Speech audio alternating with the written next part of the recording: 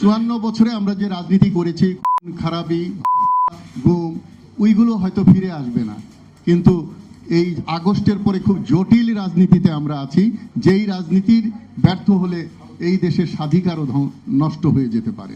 কর্মীদের শিষ্টাচার কি বলবে বলা, এগুলি চালু করে আমি মরহুম প্রেসিডেন্ট জিয়াউর রহমান সাহেবকে বলেছিলাম, উনি এটা চালু করেছিলেন।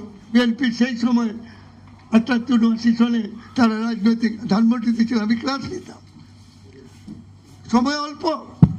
তারপরে বলতেছি এই দেশ নিরাশ হবেন না।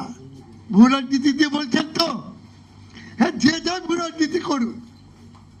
আল্লাহ কোরআনে বলেছেন পরিস্থিতি পৃথিবীতে যখন হয়ে যায় তখন আমি নিজে পরিকল্পনা করি। আমি জানি না আমার কথা কোন অলিউল্লাহ বলবেন, যদি কারো আত্মা আরবে মারফতে যায়, আমি জানি না কার যাবি যায়, আল্লাহর প্রাণ চলছে এখন বাংলাদেশ। ওই প্যাকেট বোর্ড দিয়ে সব জায়গায় কমিউনিটি সেন্টার করেছিলেন।